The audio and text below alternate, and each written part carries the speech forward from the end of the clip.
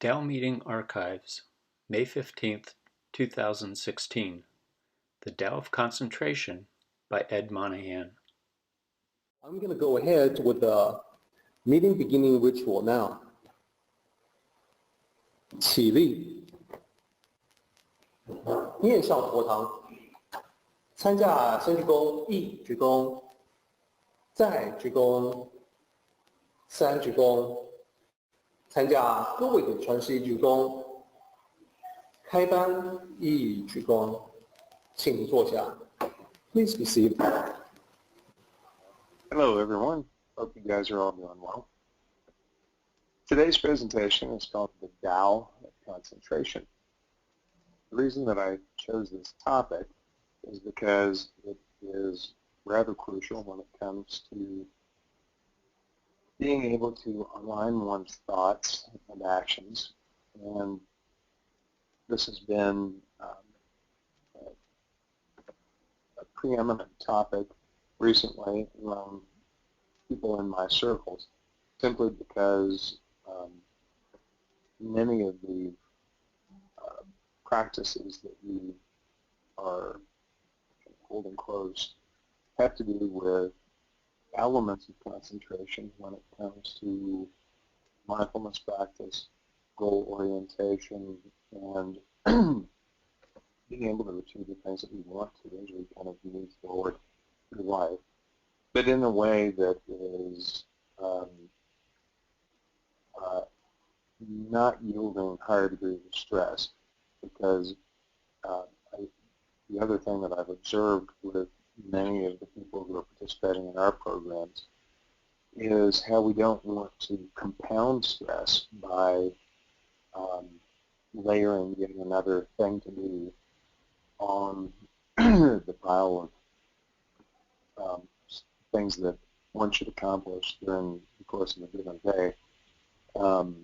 But these practices should enhance and actually reduce the amount of stress that we're typically experiencing. So concentration is really the foundation from which all of these activities are born.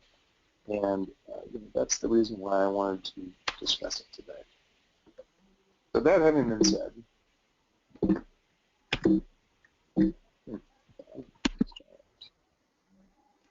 concentration.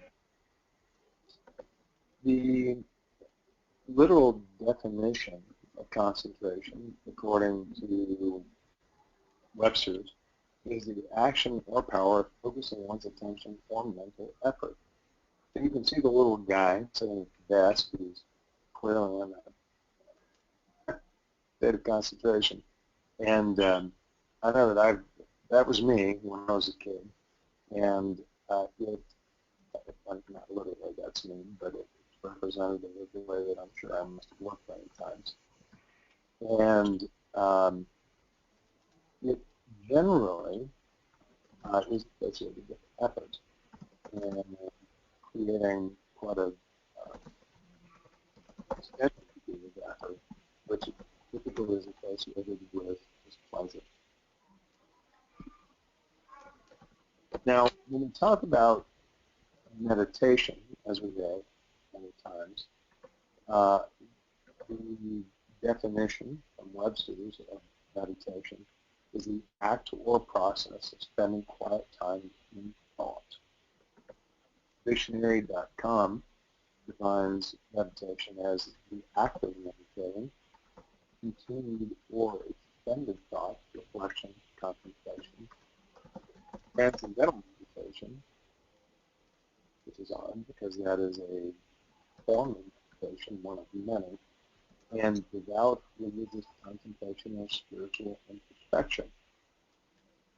Now, I think what we see exhibited in really, especially the dictionary.com definition, is kind of an example of the confusion that is associated with meditation, and what does that really mean, and how does concentration actually tie into that? Because concentration is actually a part of meditation. But what does that mean? Because I thought that the whole thing about thought, you're supposed to not have when you're in meditation. And transcendental meditation, well, what's that? As related to meditation in a more general context. I thought that was the one that this guy, Maharishi Mahesh Yogi, brought over. So how does that just meditation fit into that category? So these are some questions to explore a bit. That question of should we think during meditation is reflective of another Western philosopher, Rene Descartes, who wrote a short pamphlet called Discourse on Method. Now, I encountered this when I was in college in philosophy, first in Western philosophy. He's a 17th century French philosopher. And he came over the very famous saying, which is, I think, therefore I am. There are two basic divisions in this stream of thought. One, thought itself. So the thing that distinguishes us from animals is this idea of thought. I think. And for him, that was quite clear because I am capable of thought.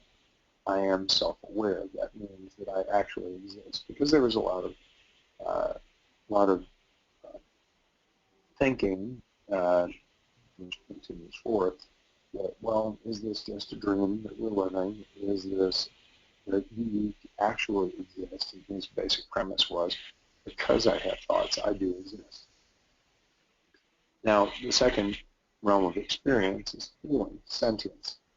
I feel, therefore I am.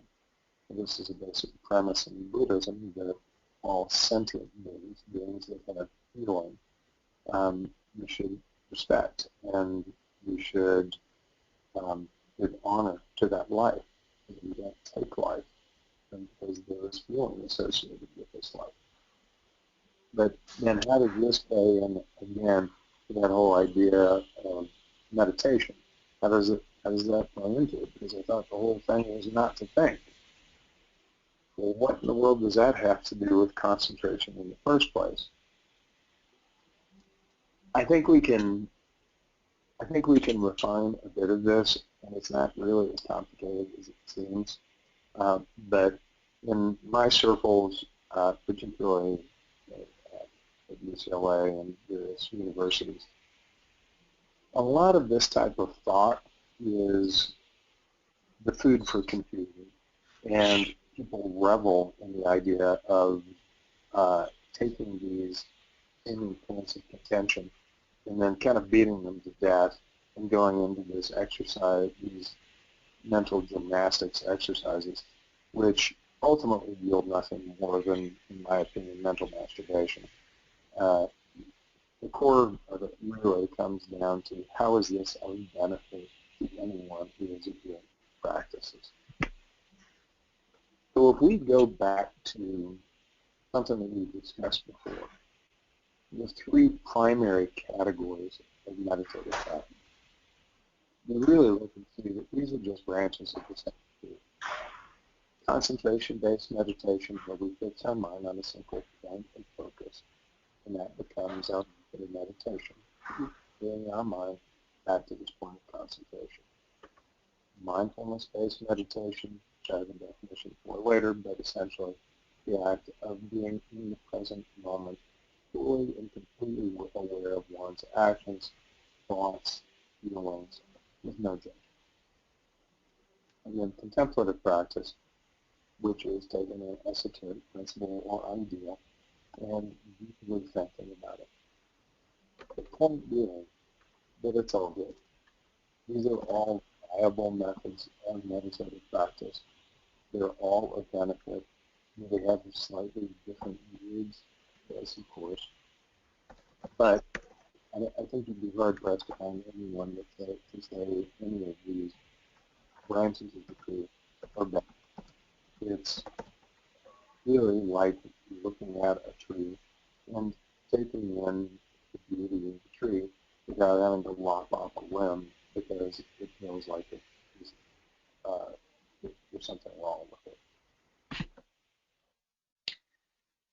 Now, when it comes to concentration, this is relevant, and I'm going to share a story of why this may be the case. This is a story of Madame Butterfly from Paramahansa Yogananda. Well, some of you may be familiar with the play Madame Butterfly and or the movie. This is not that. So it's a bit different, and this is a story that he used to share with his students. So I'm going to read this to you.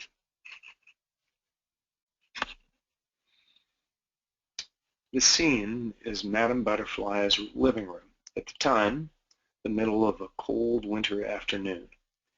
Since all the housework is done, and it's too dismal to go anyplace, our friend has some of that spare time she's always looking for in order to practice concentration. She sits down in a straight-backed chair. No sooner has her body touched the chair than she exclaims, "Ah, the seat is too hard. I should have a pillow." She finds one, the right size, and sinks down upon it. Then Madame Butterfly discovers that the chair squeaks. Transferring pillow and body to another chair, she notices a draft, and then closes. Next, she develops a tendency to sneeze. But her handkerchief is dropped near the first chair. Her handkerchief reclaimed, Madame contentedly thanks now for a delightful dip into the depths of concentration. A few moments pass, and her mind is just beginning to settle when the boiling radiator begins to bubble. In disgust, she jumps up and roughly chokes the radiator's voice. Once more, she settles herself, righteous indignation increasing the determination to dive deep into meditation. Then, in the apartment next door, someone starts to play the piano, accompanied by laughter and loud talking. Now Madame Butterfly is both mad and disgusted. She considers pounding on the wall, but after all, it's the middle of the afternoon, and so the neighbors have the right to play if they wish. She begins to listen and think, "That's really a good piano." Our friend then recalls other pianos she's heard. She remembers the pleasant days when she was a child and used to dance while her dear old grandmother played rustic airs popular in her youth. She thinks of some of her grandmother's escapades as an attractive young belle, and so on, until suddenly Madame Butterfly remembers her original purpose of concentration and jerks herself from her sweet revelries. She tries to assume the saintly dignity of a veteran yogi, rebuking her body and mind for their restlessness. She makes a desperate effort to regather the battered fragments of her self-control. Her eyes have hardly closed again when the telephone crows out with an impudent, patience-piercing sound. "I will not answer it." But the impertinent bell continues. Madame Butterfly begins to doubt her wisdom. It might be an important call, she thinks. So she gets up and answers the phone, only to find that someone has dialed the wrong number. This ordeal over, she musters up enough courage to begin again. But now her head begins to nod. Her sense of shame at this is shoved aside by self-pity for her exhausted condition. But forcing herself to sit straight, Madame tries again. This effort is diverted by the clamorous ringing of a hoarse-voiced doorbell. She remains still for a few moments, but then the patience-breaking jangle goes on until she begins to think again. It must be something important. Once at the door, however, Madame Butterfly assumes a galvanized smile as she greets 3 female acquaintances, all of whom have a master's degree in the art of gossiping. Behind the artificial flower of her forced smile, our friend hides the stinging wasp of petulance as she thinks, "Oh, you pests, why couldn't you have stayed away and just let me concentrate?" Happily oblivious to this, the 3 visitors enter and busy themselves raking and prodding into everyone else's dirt heaps, secure in the knowledge that for the moment there's a keep-off sign on their own. Madame Butterfly laughs pleasantly, and 3 hours slip away before she has the relief of closing the door behind these inordinate gossips. Automatically, she resumes her attempts at concentration, but now her attention is mobbed by the memories of leaking radiators, piano pounding, dent, telephone bells, raucous doorbells, and gossipy tidbits. Guiltily, she halts this mental resume. What time is it anyway?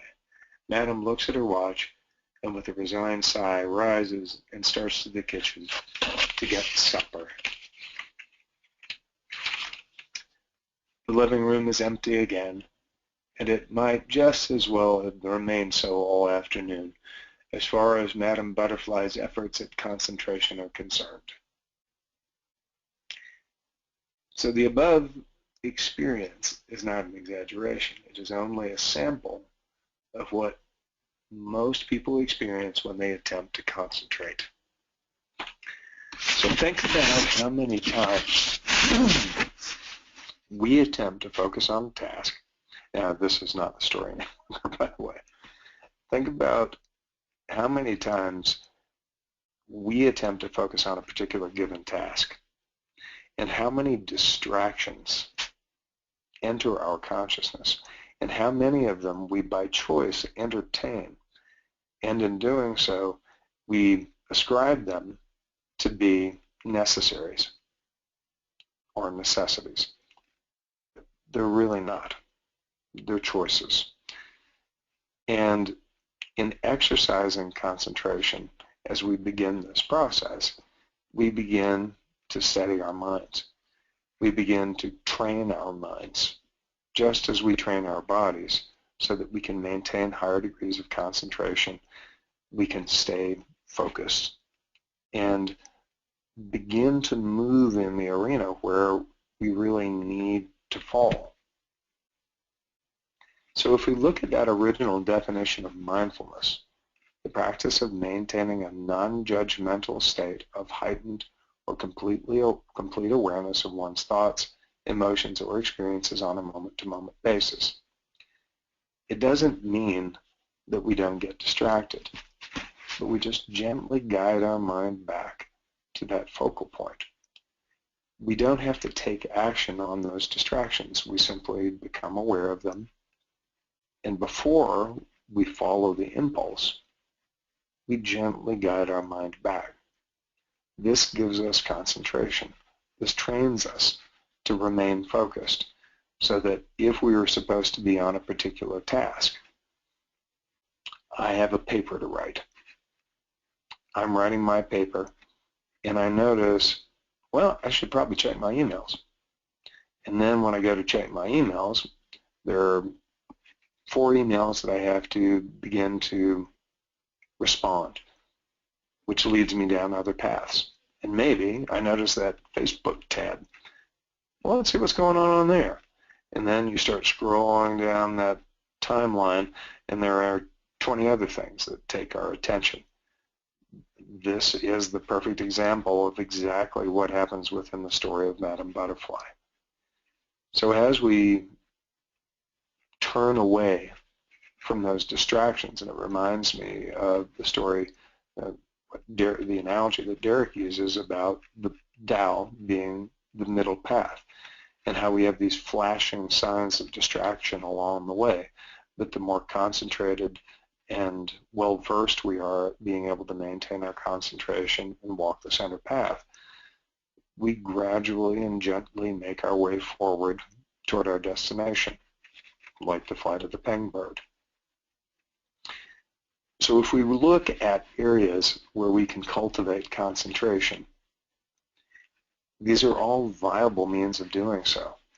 Meditation in its various incarnations, ritual practice, as in Confucian practice, or it doesn't necessarily have to be restricted to Confucian practice, but Confucius certainly was an advocate of ritual-based practice.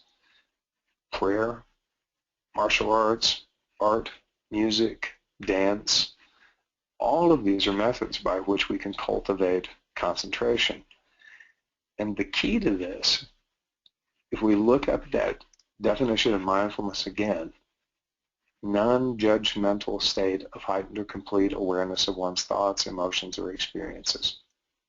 Non-judgmental is the key. I see people in my classes constantly when we are performing activities that as they begin to self-correct, they recognize something where they've gone astray with a movement pattern. There is a 3 to 5 second window where they chastise themselves for not doing the right thing, in quotations, rather than just simply observing the movement pattern that was anomalous and then adjusting the movement pattern. There doesn't have to be an emotional connection to the wrong way. It can be a simple observation. And I think this is where we get into the majority of trouble. When we associate this negative emotion, this experience of wrong with learning and with our concentration as it moves and waxes and wanes. This is natural for us. You know, our minds are designed so that we can sweep and we can broaden our awareness, because the human biological suit used to have to worry about getting eaten by bigger biological suits with hair and big teeth. So our attention is designed for this wide scope of focus and to shift so that we can constantly be on guard for the dangers of our world and survive. So this is natural. Then we just find that we can refine that attentiveness and shift from those attentional with greater degrees of acuity, which in turn creates our ability to live more easily and more effectively. So again, this all comes back to the principle of the Tao. These are means of expressions of the Tao and tools that we've been given to put in our toolbox so that we can evolve on the spiritual path. So that is my presentation for today. I hope you guys have a wonderful rest of your day and week, and I'll turn it back over to Derek. Thank you so much for that. I especially would like to get everyone to focus on this very apt phrase, non-judgmental state of awareness and mindfulness and concentration. There are different ways of describing the same state, but it is the same state. In a moment, as I get into my presentation, you will hear it described as a non-attached action, or wu wei. So I like to have everyone recognize that even though I will be using different terms than Ed has been using, we're actually referring to the same state. It is the state of excellence. It is a state of, I would even say, effortless excellence. It seems so easy. It may take a lot of work to get to a point where you can be in that state consistently, which is why people like Ed, who practice martial arts, spend so many years perfecting techniques and movements and motion. It is the same with the Tao. When people spend a lot of time observing, practicing their awareness, their actions and movements as they go through life, they can achieve the same state of effortless excellence as they interact with other people. So Ed, I think that's very timely and also very fitting with some of the topics that I want to hear today. Fantastic. We still have a couple of minutes to do our meeting ending ritual, everybody. So please follow me. 起立，面向佛堂，持架三鞠躬，一鞠躬，再鞠躬，三鞠躬，持架对顶的是一鞠躬，接班一鞠躬。We are all done, everybody. Thank you so much. Join the Tao meeting live to participate in the questions and commentary.